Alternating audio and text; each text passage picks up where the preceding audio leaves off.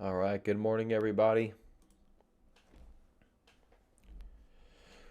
Markets opening. Starbucks took a hit today for um, really no good reason after looking into it. Well, hopefully that'll allow Starbucks a chance to bounce back. This actually could be a buying opportunity for Starbucks. The reason they lowered their earnings outlook, but that's because they're doing more share purchase in 2019 than they were planning to, because the prices of Starbucks, the share price is getting so high. I'm still waking up here. Um, yeah, they're going to use some earnings from 2019 to rebuy stock purchases, and so their earnings will be lower. They're taking money from 2020 to do that. So, um, in theory, it really shouldn't hurt Starbucks at all. But if people just read headlines, and well, I guess we'll see what happens here. Um, so, market up about 1%, still kind of oscillating, but holding higher in the range, which is good.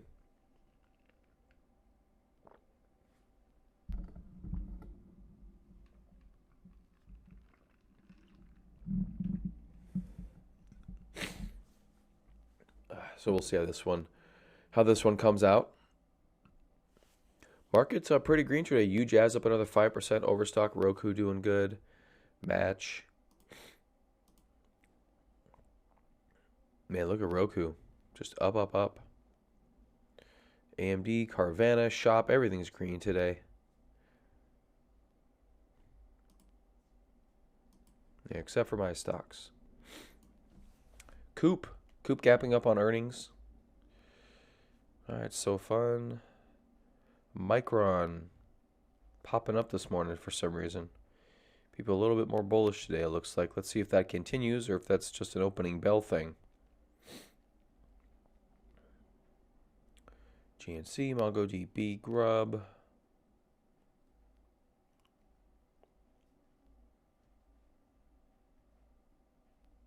And nothing major jumping here. It's kind of the usual suspects and small green amounts. We don't have anything massive on the board here.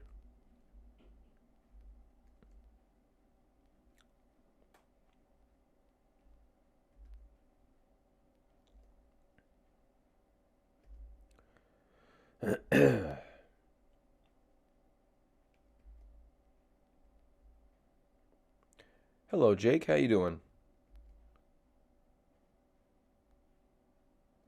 Restoration Hardware. All right. Restoration Hardware been stuck in a pretty large base for the past little over a year, it looks like. See if it's tightening up, getting ready to move. That would be great. Maybe something to do with Restoration Hardware.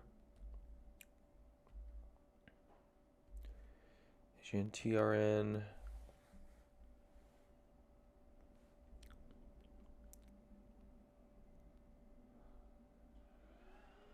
Oh, that's funny.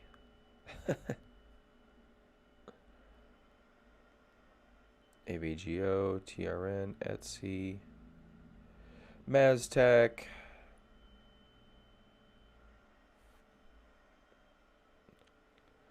Carvana, still okay.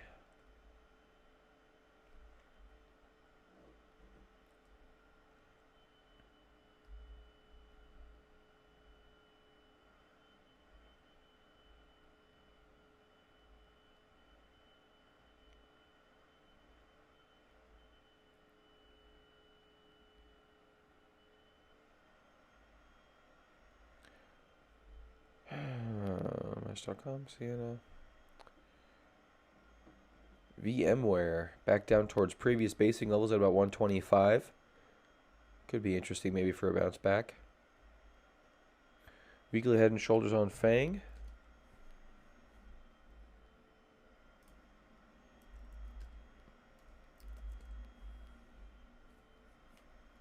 Well, yeah, kind of looks like it. I believe this is an oil and gas company. But yeah, that does look like a head and shoulders pattern.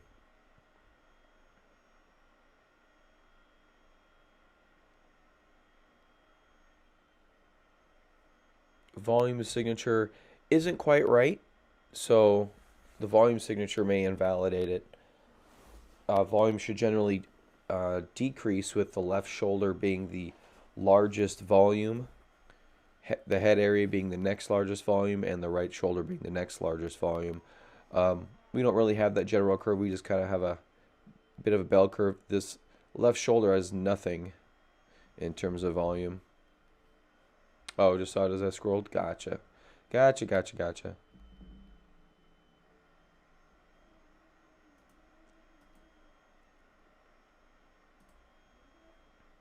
But it does look like a head and shoulders pattern. I'm not sure if it's really something we can do anything about, though.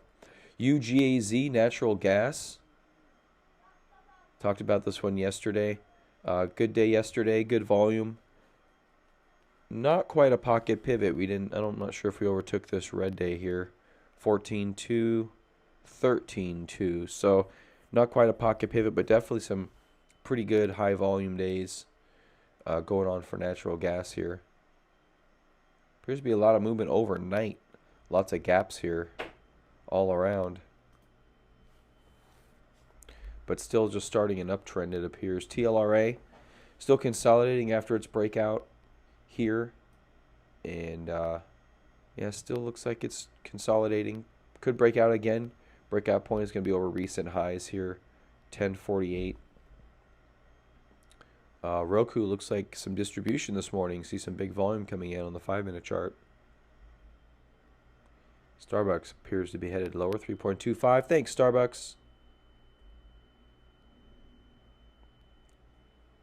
Sherwin-Williams, wow, back down into positive territory. You see three flat days there on the 5-minute chart, and then on the daily, we're trying to get towards the top part of the range from the recent couple of weeks.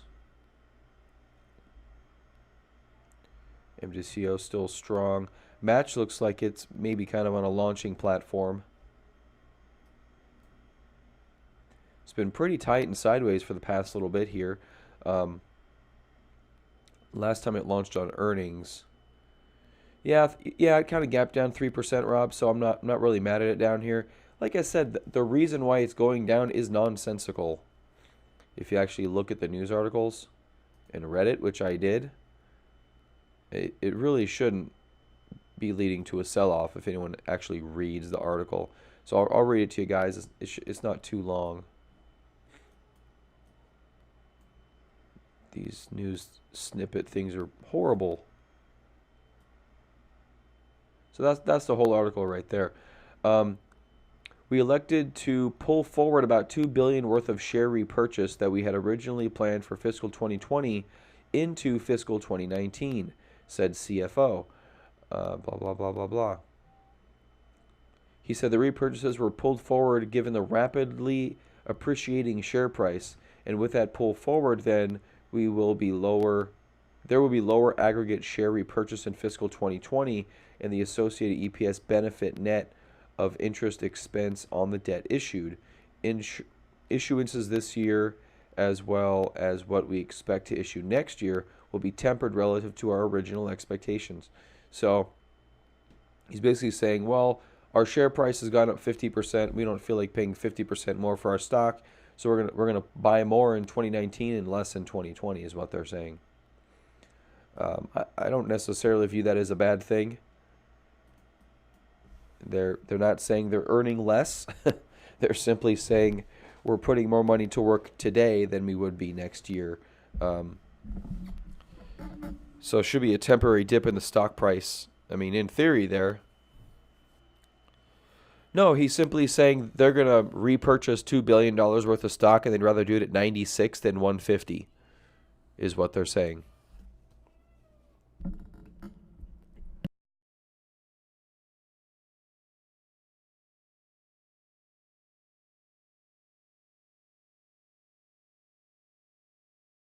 So when you think about it from a company's perspective, back when they made these plans, Starbucks shares were about $60, and they're probably thinking maybe we'll pay 70, maybe 70, 75 bucks for shares.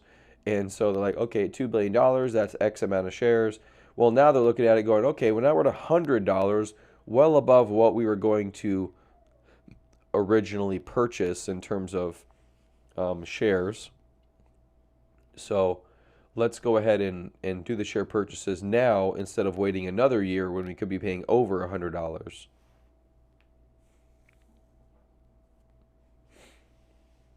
No, they just are able to repurchase more shares, just like you and me. It's just simple math, Rob. There's no secret to it. It's just simple math.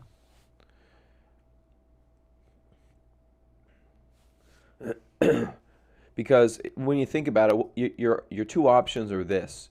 Your two options are, okay, I'm just going to keep going with the original share repurchase plan and continue buying a stock that's rapidly appreciating, or we can wait. Hold on a second.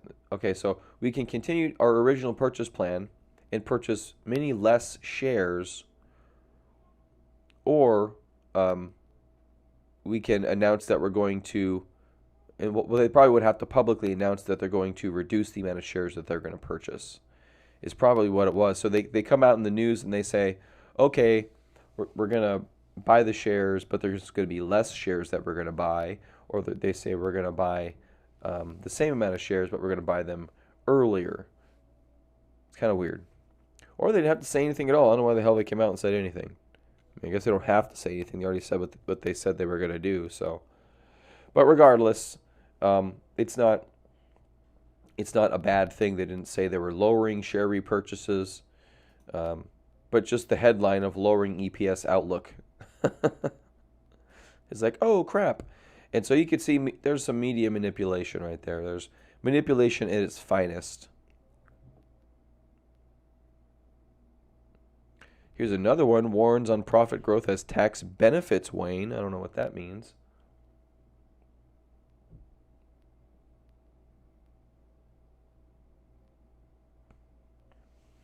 Yeah, so most public companies, Rob, do share buybacks. What a share buyback? So you have to keep in mind a public company has to do. The public company is designed by charter, by law, to work for the benefit of the shareholder, no one else. The benefits of the shareholders, not the world, not the country, not the state, not the city it's living in, not its workers, but the company. So if a company has excess capital to put to work that they don't have a growth plan for, let's say they have growth plans for $2 billion a year and they're making $4 billion a year. Okay, so they have $2 billion a year slated to go towards organic growth in the business, but they have $2 extra billion. Well, what do they do with that? In most cases, in the past 30 years, they've done share repurchases because that directly benefits the shareholder. If Starbucks, has 2 billion, let's say Starbucks has 1 billion float, meaning they have 1 billion shares. Okay, so this is worth $94 billion. Let's say this is a $94 billion company. And they're going to repurchase 10% of the company. All right, they're going to repurchase 100 million shares. That should benefit shareholders by limiting supply of available shares. So the company buys the shares back from the open market, which is a direct benefit to shareholders. Other things they do is give dividends. But when companies buy their own shares back, it actually gives them the ability to sell those shares to market at a later date. So it's a little bit like giving yourself a loan in your 401k, which is a horrible thing to do, because when you do a loan in a 401k, you've got to pay yourself back with interest, which is weird. In the same token, if a company said, "Hey, we're going to sell stock to raise capital," that would probably cause a downward put some downward pressure on stock versus just giving it at a dividend.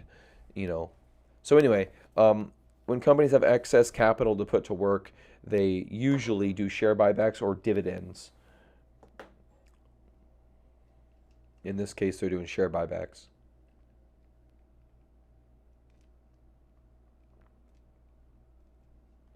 I'm sure there's 2 or 3 other things they could do, but acquisitions comes to mind. They could do more acquisitions, which directly benefits the business. What else could they do? I don't know. You could do what Google did and start a self-driving car company. That'd be funny. Starbucks comes out with a self-driving car program. It drives you directly to Starbucks. Thanks, Starbucks.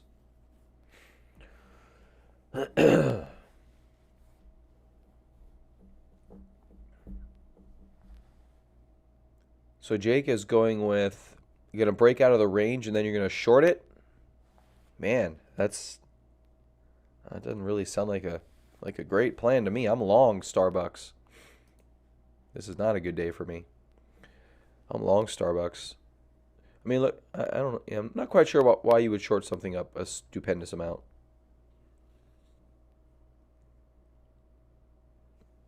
Yeah, maybe. They'll just do Uber Eats. Uber Eats. All right, so what do we got here going on? Markets are maybe settling down. We're about 15 minutes in. Starbucks is happy in its opening range so far. No major drop, no major advance. Coming back down to the 50-day moving average, which is really the first time it's seen it. Looks like we had one other attempt. Oh, the SPY. Yeah, so we kind of broke out over here. We broke out over here. So this is our second touch of the 50-day moving average in the past. That looks like it's been a pretty good opportunity to pick up some Starbucks shares. We'll see how this one lays out. But I mean, based on the news of what's happening, I'm not necessarily massively concerned. I do have options at like was it 5 months. So yeah, they've got a basically a monopoly nationwide on coffee, which is crazy. You gonna short the SPY, Jake? Yeah, it's really based on news right now. I think you've got China, you've got China and everything that's going on there. So if the market's able to hold up through a bunch of China news, I mean, right now it's just a bunch of talk. Everyone's getting scared, every single time China comes out. But the tariffs are in place and the indexes are holding higher. We're not selling off. If you remember,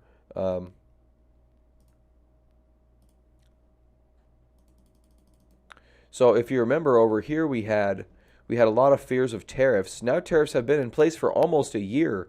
Coming up, I think it was October 1st or November 1st. I forget the actual date the tariffs were enacted. But since then, since tariffs were enacted, the market's been able to rally and kind of sustain a rally. Um, I saw a news thing yesterday somehow that Trump said he was mad about China tariffs. He was going to double tariffs.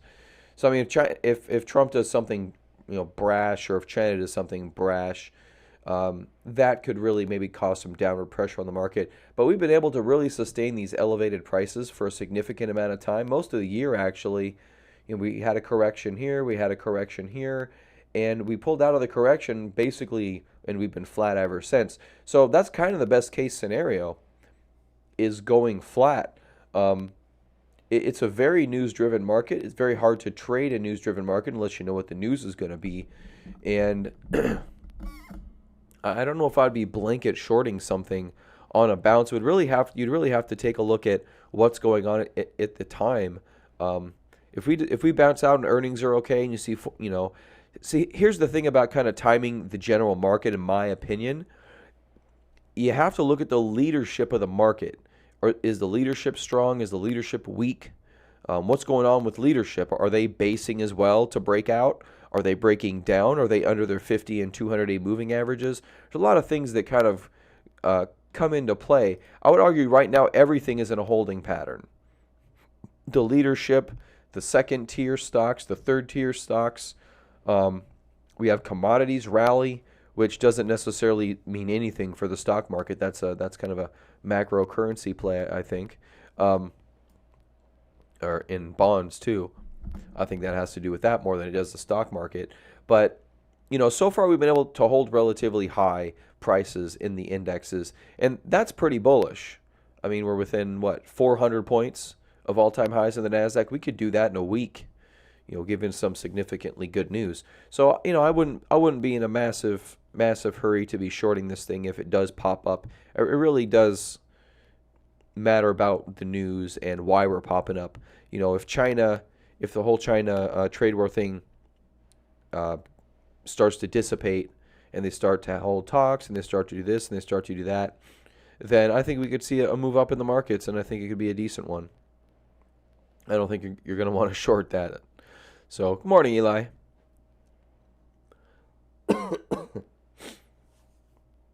But, I mean, all things being equal, if we just kind of keep the status quo right now, or things start to deteriorate a little bit, then, that'll be a different matter. Hopefully we'll start to see some progress in the trade talks. Have I started shorting Starbucks? How you told me? Of course I did. I went short Starbucks last night right before they dropped. So, good timing on my part.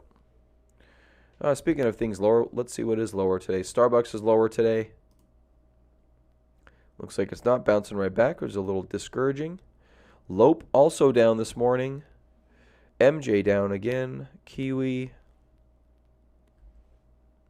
Intuit. Atlassian. Atlassian still down off the trend line, not really getting any bounces this time around.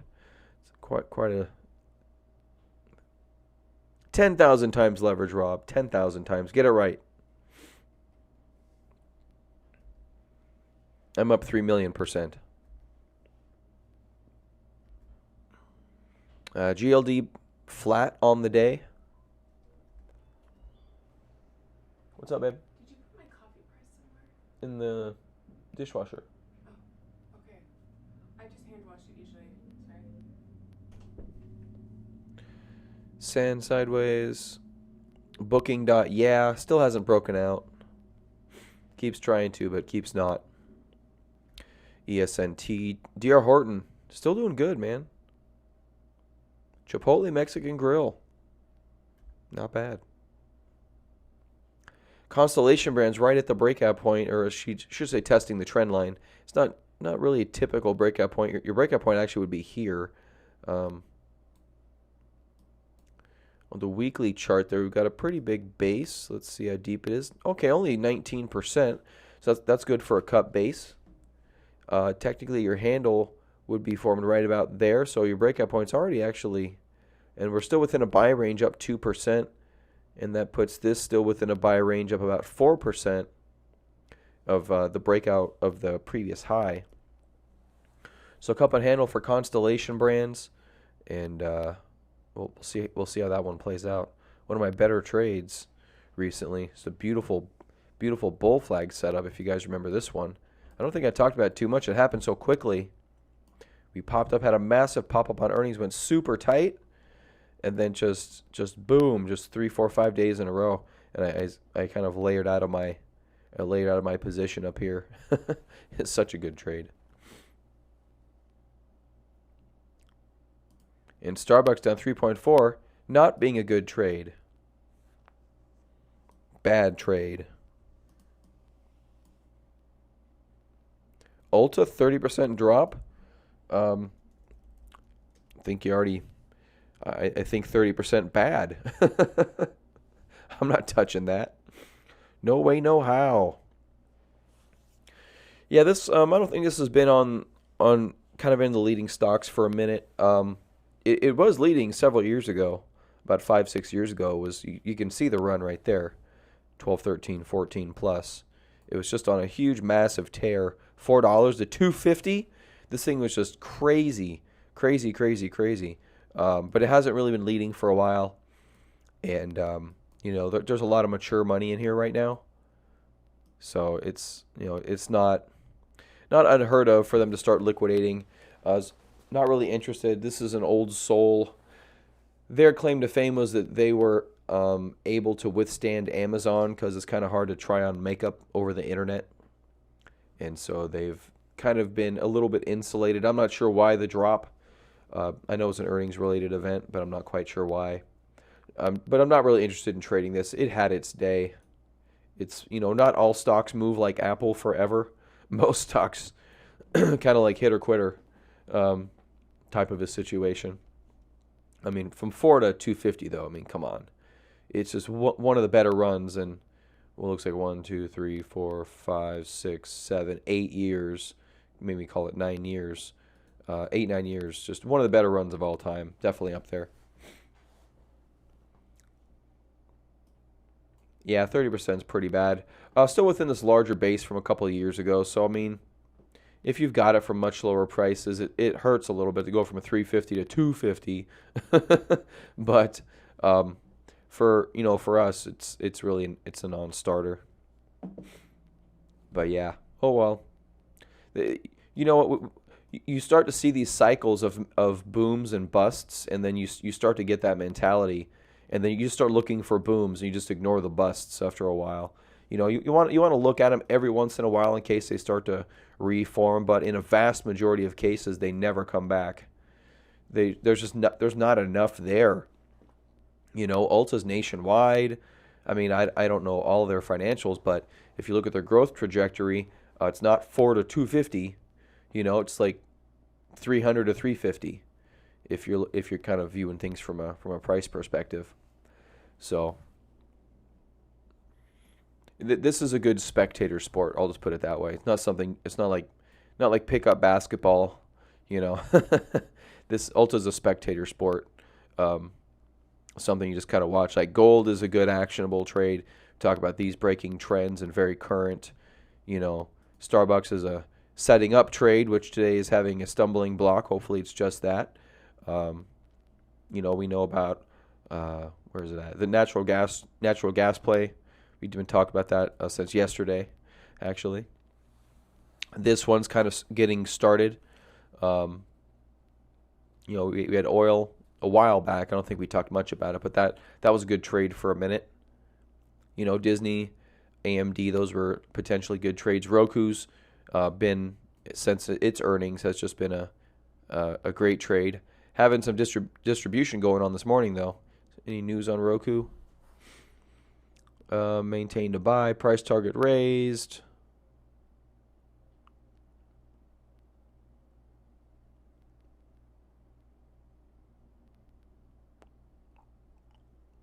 Lifts Roku price target to 185 from 135. Roku Smart Soundbar? Oh, it probably sounds horrible.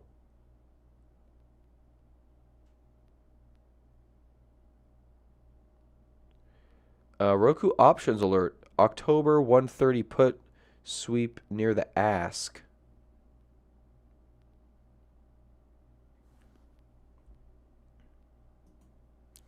So someone just put on a pretty big put position, and they were buying. So I'm not sure if they're.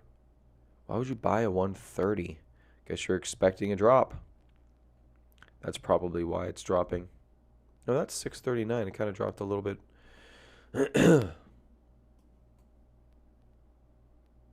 That's 5. That would be 9. Huh. Weird. Someone put on a short position is what that article just said. Regardless, Roku's just been on a stupid tear, so not a whole lot to complain about there. Starbucks not bouncing this morning. That's a little discouraging. Hopefully it will. Hopefully will.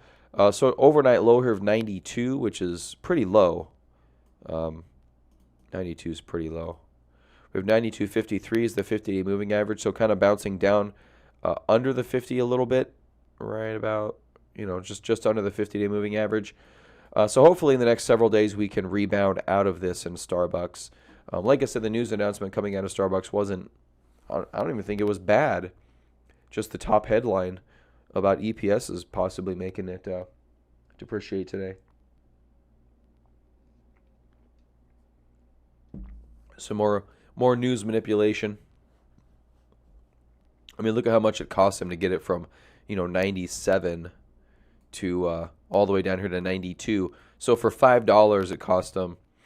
So 13,000 shares, 5,000. Let's just call it 14,000. So that was 19,000 shares, and then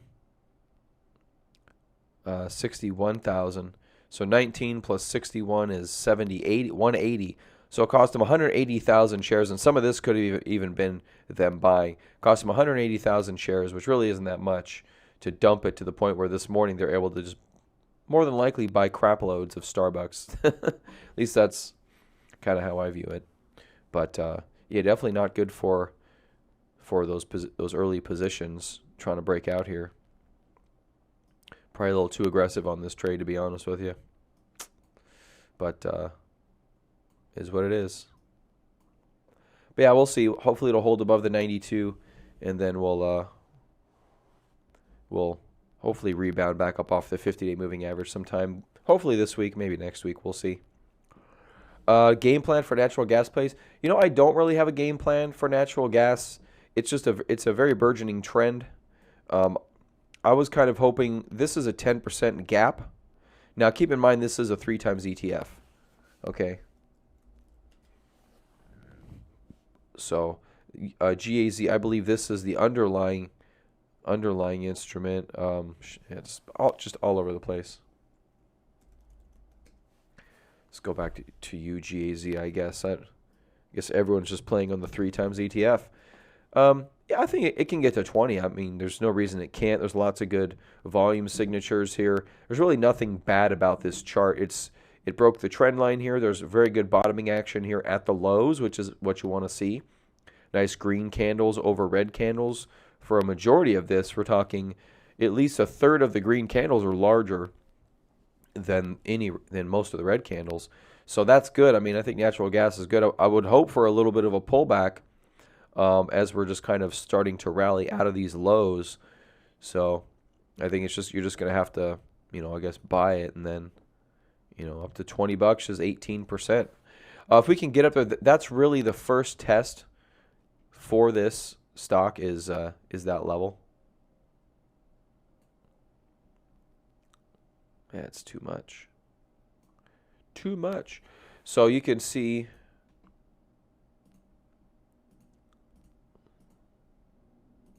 there we go. Okay, so here's you got a bunch of layers of resistance. This is your first major level of resistance right here, obviously at about $20, which is the prior high there, and then you're going to have this prior high at 27.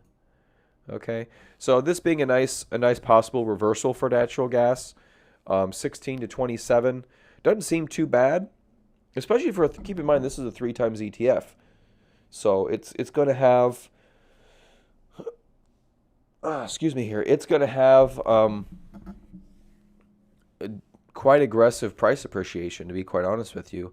Now, one thing about these 3 times ETFs, you can't start to think that they're going to go nuts on you. You really can't think that, because these 3 times ETFs to the long side and to the short side, Starbucks took a leg lower. These 3 times ETFs, what they do is they actually compound. They end up compounding. So it can get brutal on the way, really brutal on the way down, and then on the way up, it's hard for them to get back because of the compounding effect. So let's just do a calculator example. Let's just take $100, and let's take we'll just multiply it by 20% down, so 0.8%. We'll do that 3 times. 0.8 times 0.8. 50%. Now let's say we have 3 20% up days times 1.2 times 1.2 times 1.2. You're only at 88 from 100. So the 3 times ETFs in both directions actually compound. They actually compound. So this one compounding, all the way down, and this has had more than 20% moves. This has had a lot of them. I think we saw this was up at like some crazy number on the weekly chart. Some stupid numbers, like 1,500 or something, maybe more. Yeah, 5,000. So you can see that compounding effect definitely well in play as we get up towards like $50,000, $76,000 per UGAZ, whatever share. And then over here we're only at $16. So expecting it to get back up to 27, I don't think is too bad. I think it could be in the cards. Natural gas would have to have a really large reaction to get up to that number.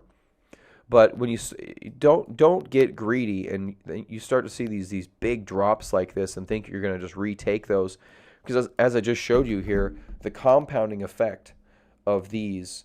And this goes the same with losses. This is why you don't want to compound losses, because it becomes impossible to come back from. It really does. It just becomes super impossible when you have large losses. One of the real keys to trading is to keep losses to a minimum, absolute minimum. Because if you start with that same $100 and then you lose 3%,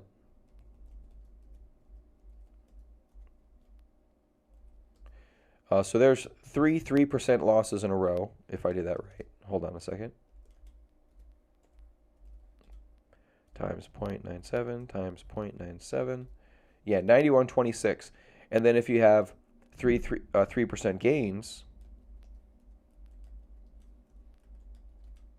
you're at 99. You're only down a quarter.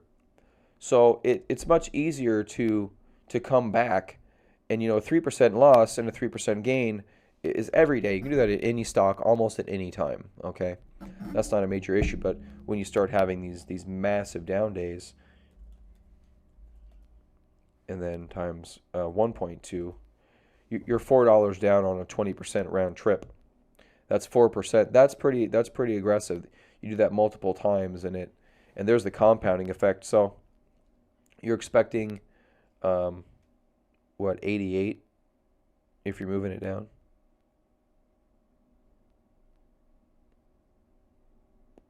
Yeah, 75,000. Fair enough, Rob. Fair enough. Lope down more than Starbucks now, but Starbucks looks like it did take a leg lower. We'll see if it's able to hold up. So far, it looks like it is starting to hurt this chart, though. And that is not a happy day. Hopefully, it just hurts the chart and it can bounce back.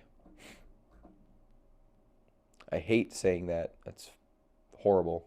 So, yeah, options position is going to be pretty much screwed at this particular point in time. Now, if you can hold the position for a while and try to get it to come back, that's fine. But usually in most of these cases, you kind of want to cut the option. Usually, if you did that hedge earlier that we talked about, you're okay. You can hold that for a while. You've got, you may be a little positive in your puts at this stage of the game, just a little bit positive in the puts.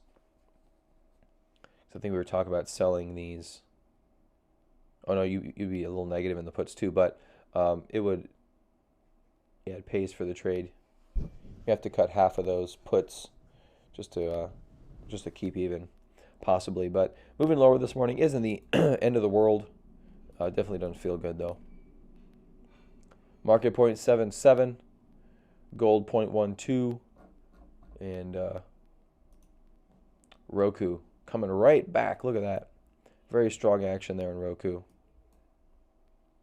So good stuff there.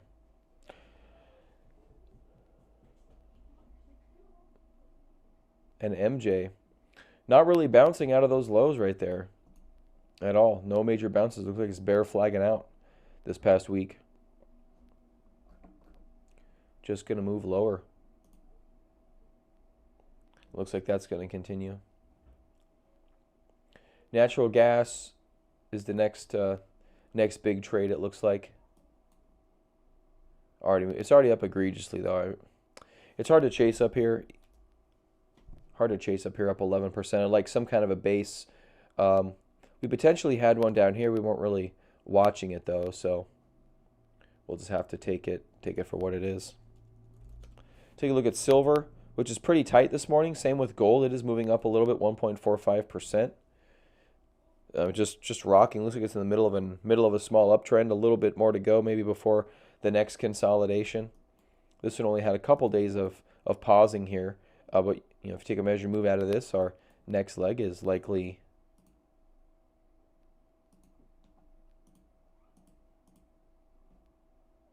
Yeah, come on. There we go. About halfway through with that next leg potentially, if you're going to view this from a measured move perspective. And we're starting to kind of increase a little bit and get slightly parabolic. Usually does lead to kind of another pausing action like we saw over here. Big up week right there. This was back in 2016. And so far these weeks are pretty tame. So that could continue for a little bit. We don't have a huge, large up week, although this week's not done yet. So we'll see if that's able to to continue up. But so far, this volume not stopping. They're just continuing to take positions. It's a lot of institutional money, large, possibly hedge funds getting involved here.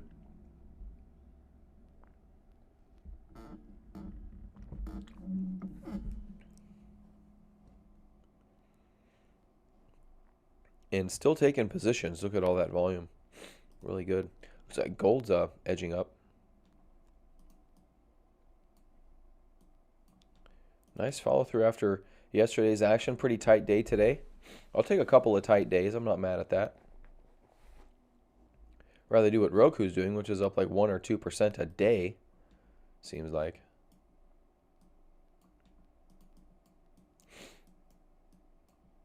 Look at that. Just egregious uptrend. They're not hiding the buying on that one. Lots of peak closes. 1, 2, 3, 4, 5, 6, 7. If this one closes up higher, 8 peak closes in this run since this candle right there. 1, 2, 3, 4, 5, 6, 7, 8, 9, 10, 11, 12. So 75% of these are peak closes. Closes in the very top part of the range. All right, guys, I think I'm going to get out of here and get the kids ready for school. Starbucks taking a beating this morning. We'll see if it's able to turn itself around. GLD doing pretty good, and the usual suspects doing good too. Roku. Carvana actually getting a boost this morning. Maybe it's ready for the next leg up. Tightening up pretty nice there. Pretty good tight price action in Carvana. 84.05 potential buy point. We'll see how that one goes. All right, guys, well, I'll see you tomorrow. Have a good day. Stay safe out there. And, yeah, that's it. Bye-bye.